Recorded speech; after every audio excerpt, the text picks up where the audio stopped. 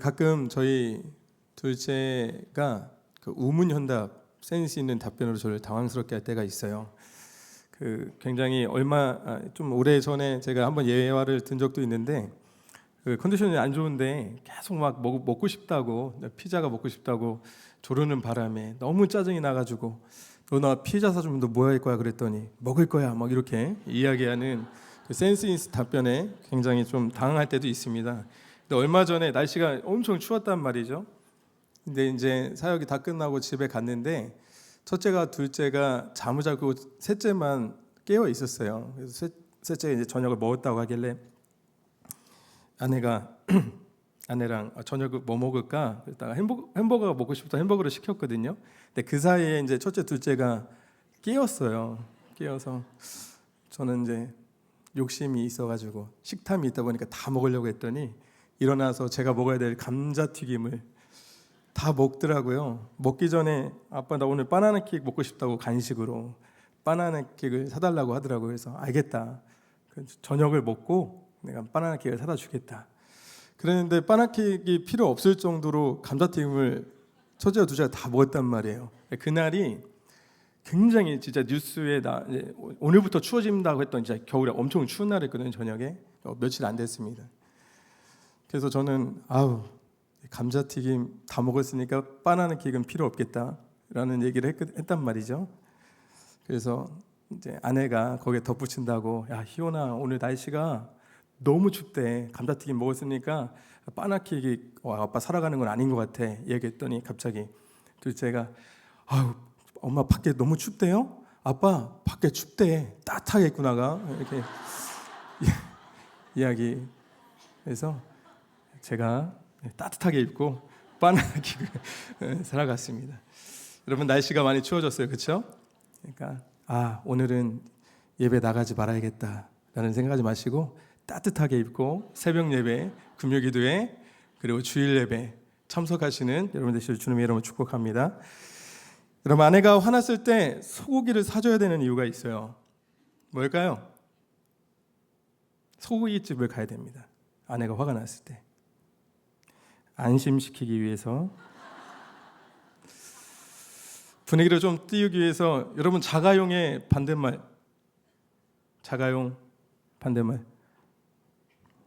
커용. 얼어붙은 분위기를 다시 한번 눕히기 위해서 마지막 한 가지 더 하겠습니다. 경찰서의 반대말은 뭘까요? 경찰 앉아. 네. 여러분 넌센스를 다큐로 받아들이면 이런 곤란한 상황이 발생합니다. 여러분 넌센스에서 가장 필요한 것이 무엇일까요? 센스입니다. 센스. 그래서 넌센스는 센스로 받아들여야지 이렇게 다큐로 받아들이다 보니까 지금 이해를 못 하시는 거죠. 가서 웃으실 건 아니시죠? 이따가 제가 설교 끝나고 항상 듣는 얘기가 그거 너무 재밌었어요. 이런 얘기거든요. 지금 웃으셔야지 가서 웃으시면 안 됩니다. 여러분 부부 사이에서도 특별히 이제 남편들에게 가장 필요한 것이 바로 이런 센스입니다. 센스. 그 센서티브함이 필요하죠. 여러분 남편들이 가장 듣기 무서워하는 말이 뭔지 아십니까? 여보 나 오늘 뭐 달라진 거 없어? 동공 막 지진이 막 일어나죠. 사랑하는 여러분, 여보 나 오늘 달라진 것 없어라는 질문으로 정세를 악화시키지 마시고 나 오늘 머리 했는데 좀 어때? 라는 질문으로 가정의 평화 그리고 대한민국의 안녕을 지켜주시는 여러분 되시기를 주님의 이름으로 축복합니다. 여러분 오늘 예수님은 공생의 시작과 동시에 유대 종교 지도자들의 공격의 대상이 되었습니다. 오늘 본문은 마가복음 11장 27절에서 시작된 예수님과 종교 지도자들 곧 대제사장들과 서기관들 그리고 사두개인들과 장로들과의 그 논쟁의 연장선이라고 보시면 됩니다. 이 논쟁을 지켜보고 있던 서기관 한 사람이 있었습니다. 서기관은 십계명과 모세의 오경을 연구하여 율법을 해야 할 것과 하지 말아야 할 것을 613개로 정리한 율법 전문가 그룹을 서기관이라고 부릅니다. 성경에서는 그들을 서기관, 또 율법 교사, 또 교법사로 언급되고 있는데 저는 율법학자라고 계속 지칭을 하도록 하겠습니다. 이 율법학자가 예수님께 이렇게 질문합니다. 오늘 본문 28절 하반절에 보니까 모든 계명 중에 첫째가 되는 것이 무엇입니까? 이 율법학자는 지금까지 예수님을 찾아온 다른 유대 지도자들과는 달리 공격적인 뉘앙스가 느껴지지 않아 언뜻 보면 요한복음 3장의 니고데모와 같은 사람이지 않을까 하는 그런 기대감을 주지만 이 평행 복문인 마태복음 22장과 누가복음 10장은 이 사람이 예수님을 시험하기 위해 질문하고 있다고 기록하고 있습니다. 마태복음 22장 34절 말씀에 보면은 예수께서 사두개인들로 대답할 수 없게 하셨담을 바리새인들이 듣고 모였다고 기록합니다. 이 율법학자는 예수님과 사두개인들과의 그 부활 논쟁을 지켜보면서 아마도 예수님의 논증 실력에 굉장히 놀랐던 것 같습니다. 마가는 그 포인트를 놓치지 않고 이렇게 기록을 했는데 오늘 본문 28절 말씀을 새번역 성경으로 우리가 함께 읽어보도록 하겠습니다. 시작.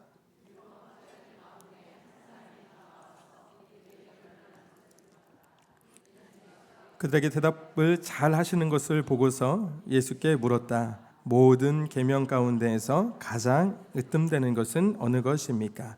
네, 그 사두개인과의 그 부활 논쟁에서 예수님께서 대답을 잘 하시는 것을 보시고 그분의 논쟁 실력이 상당하다라는 것을 보시고 예수님께 이렇게 질문하는 것입니다. 계명에서 가장 으뜸이 되는 것, 계명 중에 가장 중요한 것이 무엇입니까?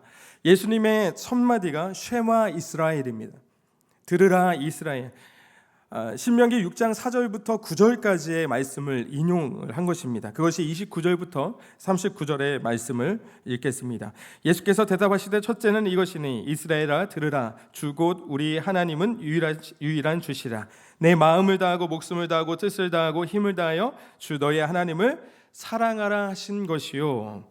여러분, 쉐마에서 가장 중요한 것은 첫째로 하나님은 유일한 주시다. 그리고 둘째 마음과 목숨과 뜻과 힘을 다하여 유일하신 주 하나님을 사랑하는 것입니다. 여러분, 마음을 다하고 목숨을 다하고 뜻을 다하고 힘을 다한다라는 의미는 무엇입니까? 무엇일까요? 마음을 다하고 목숨을 다하고 뜻을 다하고 힘을 다해서 사랑하라는 것은 어떤 의미가 있습니까? 죽으라는 거죠. 죽으라는 겁니다. 여러분, 전부 남김없이 나의 전부, 나의 마음, 나의 전심을 드리라는 것입니다. 그렇게 사랑하라는 거예요. 사랑하는 성도 여러분, 제가 설교를 했던 것이 기억이 나는데 이 수요 예배인지 어떤 예배인지는 잘 기억은 안 나지만 제가 사랑이라는 정의를 이렇게 했는데 참 괜찮은 것 같아요. 그래서 받아 적으셔도 괜찮을 것 같습니다. 예. 저에게 특허권이 있어요. 자, 제가 정의한 사랑의 정의는 이겁니다. 사랑이라고 하는 것은 나밖에 모르는 사람에서 이제 너밖에 모르는 사람이 되는 거예요. 우리는 본성적으로 성품적으로 자기 사랑을 하게 되어 있습니다. 이기적이게 되어 있어요. 그런데 사랑을 하게 되면은 나보다 너를 더 사랑하는 거예요. 나밖에 모르는 사람에서 너밖에 모르는 사람이 되는 것, 그것이 바로 사랑입니다. 여러분, 사랑하는 사람은 자기를 희생하게 되어 있습니다. 나는 남지 않고 상대방이 더 기쁘고 더 원하고 더 바라는 것을 더 갈망하게 되어 있어요. 그래서 사랑을 하는 사람들을 보면 정상인 사람이 별로 없지 않습니까? 그래서 다 미쳤다고 하지 않아요? 사랑에 미쳤다. 그래서 오늘 제목이 사랑은 미친 짓입니다. 사랑은 미친 짓이에요. 여러분, 아내를 사랑하면서 다른 사람을 사랑할 수 있습니까? 아내와 함께 길을 걸어가고 있는데 다른 여성이 지나가는데 한눈을 팔 수 있습니까? 여러분, 한눈 파다가 그날은 두 눈이 다 팔리는 날이 되는 것이죠. 네. 여러분, 하나님을 전심으로 사랑하는데 어떻게 다른 것을 사랑할 수 있습니까? 여러분, 10계명, 1계명부터 400계명까지를 요약하자면은 한눈 파지 말라는 겁니다. 그렇지 않습니까? 첫 번째 계명이 다른 신을 두지 말라는 거예요. 그리고 두 번째가 우상을 만들지 말라는 겁니다. 자, 이름을 망령되이 내 이름 팔지 말라는 거예요. 다른 데 가서 내 이름 팔지 말라. 그리고 안식일을 거룩하게 지키라. 나랑 데이트 날짜 잡자는 거예요. 뭡니까? 나를 바라보라는 거예요. 나와 만나자는 겁니다. 한눈 파지 말고 나만 사랑하라는 거예요. 여러분, 신약 시대의 로마 사람들은 로마 황제를 주로 섬겼습니다. 로마의 11번째 왕이었던 도마티누스는 자신의 공식 칭호를 도마티누스는 나의 주, 나의 하나님이다 라고 아예 공식적인 칭호를 바꿔버렸어요. 그래서 사람들로 하여금 황제를 주로 섬기게 만들었습니다.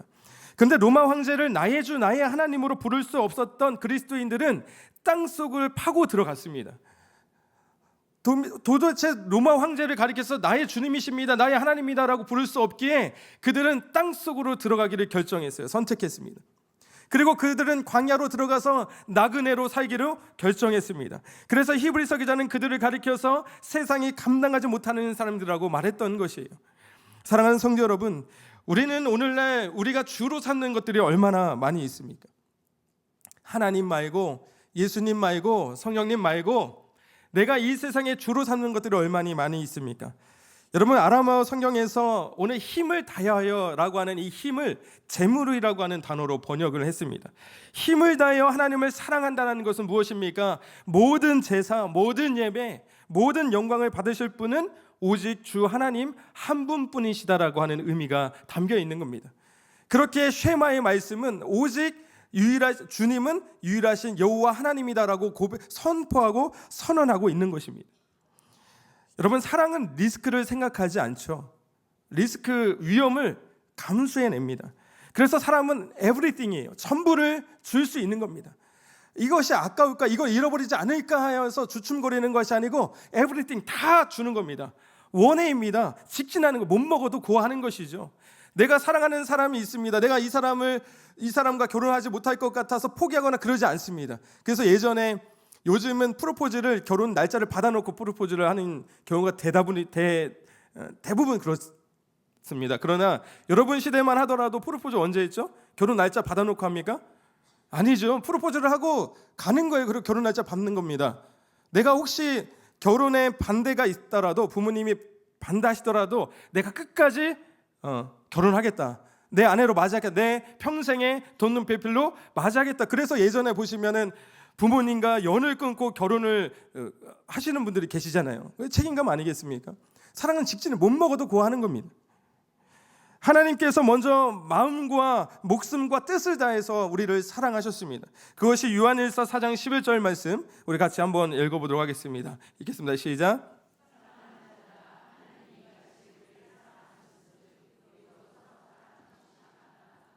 이것이 우리가 주님을 사랑해야 하는 이유입니다. 주님만 사랑해야 하는 이유입니다. 하나님이 우리를 사랑하셨기 때문에 우리는 사랑해야 하는 것이죠. 그리고 예수님께서는 하나님을 사랑하는 그 사랑으로 이웃을 사랑하는 것이 그 무엇보다 중요하다고 말씀합니다. 오늘 본문 31절 말씀이죠. 둘째는 이것이니 내 이웃을 내 자신과 같이 사랑하라 하신 것이라. 이보다 더 큰 계명이 없느니라. 여러분, 말씀을 묵상하다 보니까 내 이웃을 내 자신과 같이 사랑하는 말씀의 핵심은 내 자신이다라고 하는 것을 깨닫게 됩니다. 하나님께서 나와 우리를 마음과 목숨과 뜻을 다해서 사랑하셨습니다. 그런데 그거 언제 사랑하셨냐는 거예요. 우리가 하나님을 사랑할 때입니까? 하나님과 가까웠을 때입니까? 하나님과 친밀한 관계에 있을 때입니까? 아니죠. 하나님이 우리를 목숨을 다해서, 마음을 다해, 뜻을 다해 사랑했었던 때는 내가 하나님을 가장 싫어할 때, 하나님을 거부할 때, 하나님이 싫어하는 것들을 사랑하고 다른 것들을 줄 삼았을 때, 하나님과 원수되었을 때 나를 사랑하셨다는 겁니다. 그것이 사도 바울의 고백에 담겨 있는데 로마서 5장 6절과 8절과 10절을 차례대로 읽어보도록 하겠습니다. 로마서 5장 6절과 8절과 10절입니다. 우리가 아직 연약할 때의 계획대로 그리스도께서 경건하지 않은 자를 위하여 죽으셨도다. 우리가 아직 죄인 되었을 때에 그리스도께서 우리를 위하여 죽으심으로 하나님께서 우리에 대한 자기의 사랑을 확증하셨느니라. 곧 우리가 원수 되었을 때에 그의 아들의 죽으심으로 말미암아 하나님과 화목하게 되었다고 성경은 기록하고 있습니다. 여러분, 유대인들에게 이웃은 그의 동족이거나 아니면 그들 기업 가운데 들어와 있는 이방인 정도였습니다. 그러나 예수님은 누가복음 10장의 선한 사마리아 사람의 비유를 통해서 우리의 이웃이 누구인지 가르쳐 주시죠. 마태복음 5장 44절에 보니까 나는 너희에게 이르노니 너희 원수를 사랑하며 너희를 박해하는 자를 위하여 기도하라고 말씀합니다. 예수님은 우리가 사랑해야 할 그 대상을 단지 이방인이 아니라 모르는 사람, 그냥 지나가는 동료, 그런 정도의 것이 아니라 원수까지라고 정해 주셨습니다. 왜 그래야 합니까? 왜 우리가 사랑할 수 없는 원수까지 우리가 왜 사랑해야 합니까?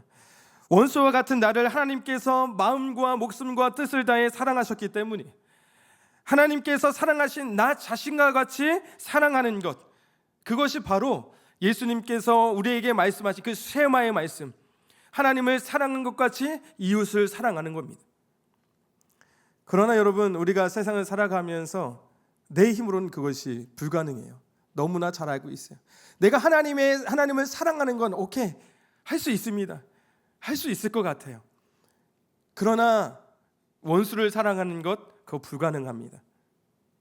그래서 하나님의 사랑이 우리 가운데 부어져야 되는 거예요. 자, 로마서 5장 5절 말씀을 함께 읽겠습니다. 소망이 우리를 부끄럽게 하지 아니함은 우리에게 주신 성령으로 말미암아 하나님의 사랑이 우리 마음에 부은 바 됨이라. 아멘. 우리가 하나님을 사랑하는 것도 마찬가지. 하나님의 사랑이 우리 가운데 부어지지 않으면 하나님을 사랑하는 것도 어렵습니다. 내가 주인 되어서 나를 더 사랑하는 것이에요. 하나님의 사랑이 부은 바 되지 않으면 내가 하나님을 사랑하는 것도 어렵습니다. 하나님의 사랑이 부은 바 되지 않으면 내 가족을 사랑하는 것도 어렵습니다. 하나님의 사랑이 부어지지 않으면 내 이웃을, 더 나아가 원수를 사랑하는 것은 불가능한 일입니다. 사랑하는 성도 여러분, 매일 말씀을 읽고 매일 말씀을 묵상하고 우리는 교회 안에서 또 성경을 배우기도 합니다. 그러나 말씀에 순종하여 살아내지 않으면 그 말씀의 능력을 경험할 수 없는 것이에요.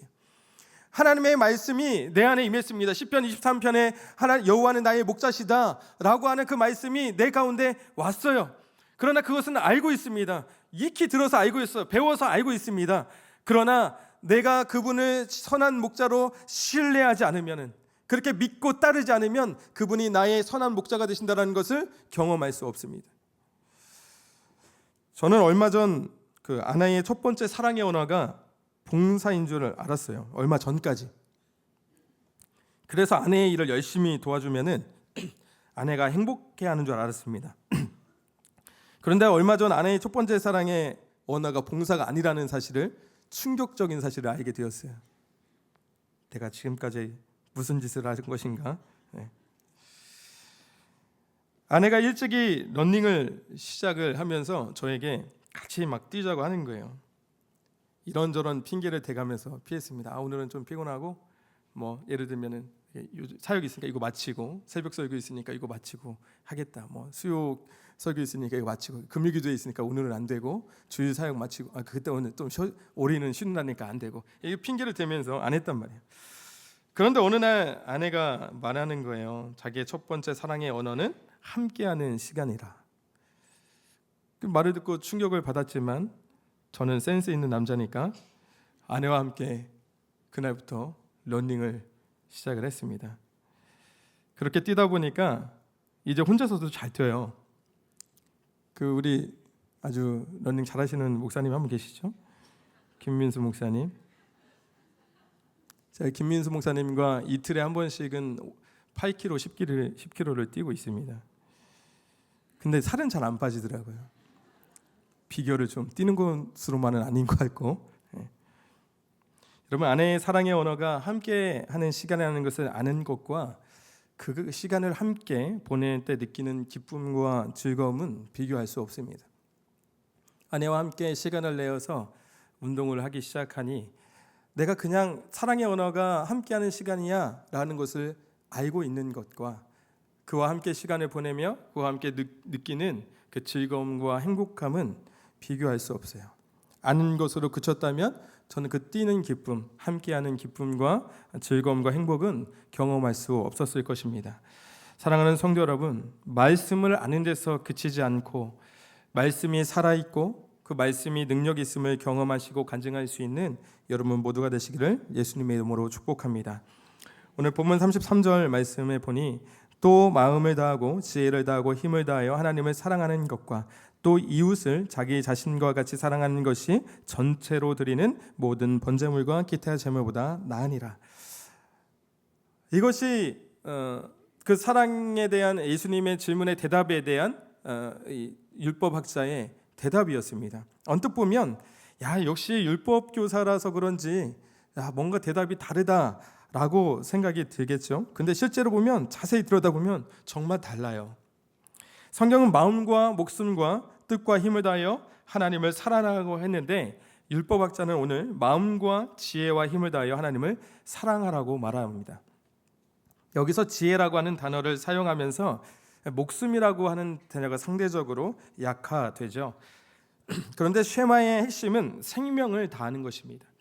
생명을 다해서, 이미 마음과 뜻과 힘을 다하여에는 이 지혜가 포함되어 있는 모든 전 인격적으로 하나님을 사랑하라고 하는 의미가 이미 담겨져 있습니다. 그렇기에 쉐마의 핵심은 목숨을 다해서, 생명을 다해서 주님을 사랑하는 것이 핵심입니다.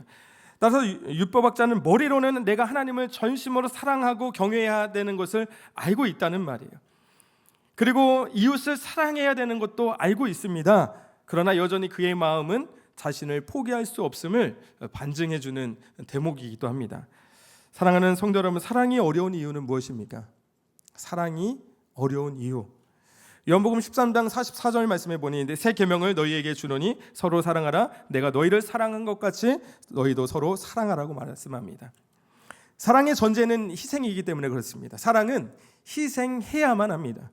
자기를 부인해야만이 사랑할 수 있습니다. 내가 너희를 사랑한 것 같이, 곧 예수께서 죽기까지 나를 사랑한 것 같이 사랑해야 하기 때문에 어려운 것입니다. 하나님께서 우리에게 원하시는 것은 무엇입니까? 형식적인 사랑의 표현이 아닙니다. 형식적으로 하나님을 아는 것, 그것을 원하는 것이 아닙니다. 사무엘상 15장 22절 말씀, 사무엘이 이르되 여호와께서 번제와 다른 제사를 그의 목소리를 청종하는 것을 좋아하심같이 좋아하시겠나이까? 순종이 제사보다 낫고 듣는 것이 순양의 기름보다 낫다고 말씀합니다. 또 호세아 6장 6절 말씀은 뭐라고 기록하고 있습니까? 나는 인애를 원하고 제사를 원하지 아니하며 번제보다 하나님을 아는 것을 원하노라. 아멘. 여러분, 하나님이 우리에게 원하시는 것은 아는 것이 아닙니다. 단순히 지식적으로 그리고 형식적으로 습관적으로 하나님을 아는 것을 원하는 것이 아닙니다. 인애가 무엇입니까? 변함없이 사랑하는 것입니다. 변함없이 전심으로 온 마음을 다해서 하나님을 사랑하는 것, 그것이 하나님이 오늘 우리에게 원하시는 것입니다. 하나님을 아는 것입니다. 어떻게 아는 것입니까? 안다는 것, 사귀어 아는 것입니다. 사귀어 아는 것, 머무는 것이 아니라 그 안에 거하면서 그분과 사귀면서 아는 것, 그것을 우리에게 원하시는 것입니다. 요한복음 15장 5절의 말씀에 보니 나는 포도나무에 너희는 가지라. 그가 내 안에 내가 그 안에 거하면 사람이 열매를 많이 맺나니 나를 떠나서는 너희가 아무것도 할 수 없다고 말씀하십니다. 그리고 10절 말씀에는 내가 하나님의 계명을 지켜 그의 안에 거하는 것 같이 너희도 내 계명을 지키면 내 사랑 안에 거한다고 말씀합니다. 여러분, 사랑을 시작하면 눈에 뵈는 게 없어요. 그렇죠? 눈에 보이는 게 없습니다. 사랑하는 사람이 원하는 것을 아주 기쁘고 즐겁게 마땅히 하게 되어 있습니다. 우리가 하나님을 사랑하기 시작할 때, 하나님을 사랑할 때 그 사랑으로 인하여 이웃을, 그리고 하나님께서 사랑하시는 사람들을 사랑하게 되는 것입니다. 요한복음 4장 20절부터 21절 말씀에 누구든지 하나님을 사랑하노라 하고 그 형제를 미워하면 이는 거짓말하는 자니 보는 바 그 형제를 사랑하지 아니하는 자는 보지 못하는 바 하나님을 사랑할 수 없느니라. 우리가 이 계명을 주께 받았나니 하나님을 사랑하는 자는 또한 그 형제를 사랑할지니라. 그럼에도 불구하고 내가 사랑할 수 없다면, 내 안에 아직 사랑이 없다면 우리는 기도해야 되는 것이에요. 우리 안에 사랑이 부어지기를, 하나님의 사랑으로 가득 채워지기를 우리는 기도해야 됩니다. 왜냐하면 사랑은요, 선택이 아니에요. 명령이기 때문에 그렇습니다. 내가 너희를 사랑하는 것 같이 너희도 서로 사랑하라. 이것이 우리에게 주신 새 계명인 줄로 믿습니다. 오늘 말씀을 정리하려고 합니다. 오늘 본문에 계속돼서 언급되는 사람이 있습니다. 바로 서기관, 율법학자입니다. 오늘 본문이 율법학자의 질문으로 시작해서 율법학자들의 위선과 불의함을 고발하면서 끝나는 것처럼 보입니다. 이들은 소위 율법의 전문가들이었고 율법을 연구하고 율법을 가르치는 사람들이었습니다. 그런데 예수님이 뭐라고 말씀하시냐? 오늘 본문 34절 말씀인데 성경 있으신 분들은 같이 읽겠습니다. 시작. 예수께서 그가 지혜 있게 대답함을 보시고 이르시되 내가 하나님의 나라에서 멀지 않도다 하시니 그 후에 감히 묻는 자가 없더라. 여러분, 그들은 율법의 전문가들이었고 율법에 대해서 해박한 지식을 갖고 있는 사람들이었습니다. 그러나 예수님은 그들은 하나님의 나라에 아직 들어가지 못했다고 말합니다. 하나님의 나라에 가까우나 아직 하나님의 나라를 살지 못하고 있는 것입니다. 하나님에 대해 잘 알고 있었고 율법도 잘 알았지만 그들이 살아내지 못하고 있었던 것이에요. 여러분, 하나님의 나라는 어떤 곳입니까? 이곳에 있고 저곳에 있는 것이 아닙니다. 이곳에 임하고 저곳에 임하는 것이 아닙니다. 하나님의 말씀대로 살아가는 그곳이 하나님의 나라인 것입니다. 하나님의 말씀대로 통치에 따르는 백성들이 있는 곳, 그곳이 하나님의 나라인 것입니다. 하나님의 나라는 하나님의 말씀을 따라 통치를 받는 곳입니다. 하나님의 말씀을 알고 있지만 말씀대로 살지 못하고 있는 율법학자는 하나님의 나라에 들어가지 못하고 지금 하나님 나라의 문 앞에 서 있는 것과 같습니다. 오늘 요한계시록 3장 20절 말씀을 함께 읽겠습니다. 시작.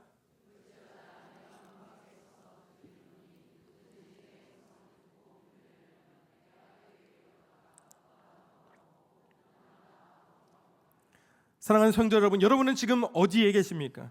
하나님 나라에 살고 계십니까? 아니면 하나님 나라 문 앞에 서 계십니까? 여러분, 성막의 뜰에 있다고 해서 하나님을 만날 수 있는 것이 아닙니다. 성소 안으로 들어가야만이 하나님을 만날 수 있는 것이죠. 이사야 1장 12절 말씀에 이렇게 기록합니다. 너희가 내 앞에 보이러 오니 이것을 누가 너희에게 요구하느냐? 내 마당만 밟을 뿐이니라.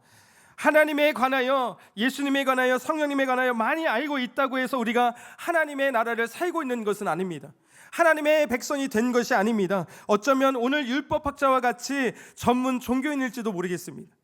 하나님의 말씀, 신앙생활을 열심히 하면서 성경의 지식도 많고 예전에 대해서도 아주 우리가 해박하게 이제 너무 습관적으로 할 수 있는 것들이 많아졌지만 여전히 하나님의 말씀에 따라 살아가지 않는다면 우리는 그냥 전문적인 종교인에 불과하지 않다는 것입니다. 우리가 그리스도 안에 있지 않으면, 그 안에 거하지 않으면 우리는 성막의 마당의 뜰만 밟게 되는 사람들 뿐이라는 사실을 기억하시길 바랍니다. 예수님은 율법의 전문가들이었지만 그들의 삶은 전심과 진심이 아닌 가식과 위선으로 가득했다는 것을 많은 사람들 앞에서 고발하고 있는 것이에요.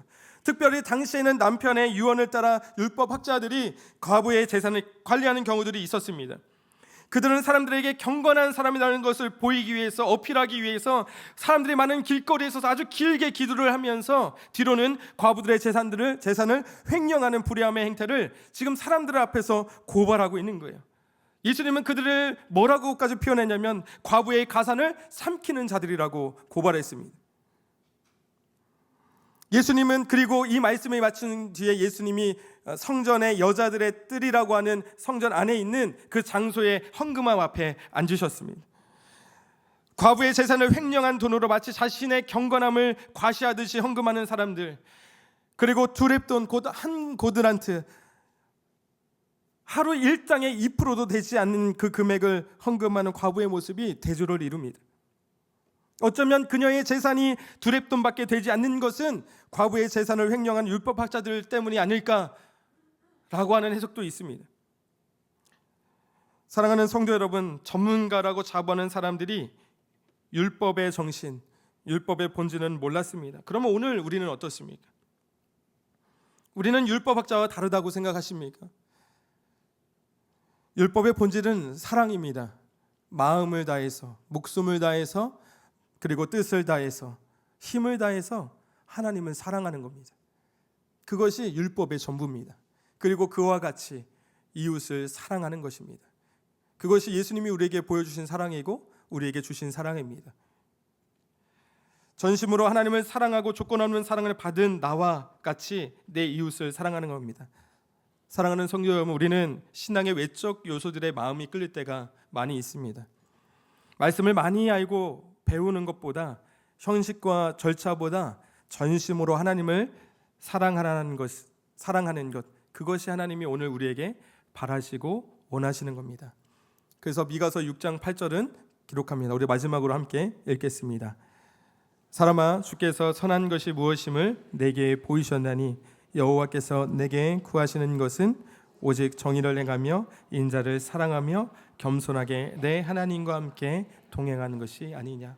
하나님은 오늘 우리를 사랑의 나라로 초대하십니다. 하나님의 사랑으로 우리를 초대하십니다. 그 사랑은 사랑의 실천을 통해서만 알게 되는 거예요. 나를 희생해서 하나님을 사랑하고 나를 희생해서 이웃을 사랑할 때 비로소 그 사랑을 경험하게 되는 것입니다. 아는 데서 그치지 않고 하나님의 사랑을, 하나님의 나라를 누리며 살아갈 수 있는 우리 여러분들 모두가 되시기를 예수님의 이름으로 축원합니다.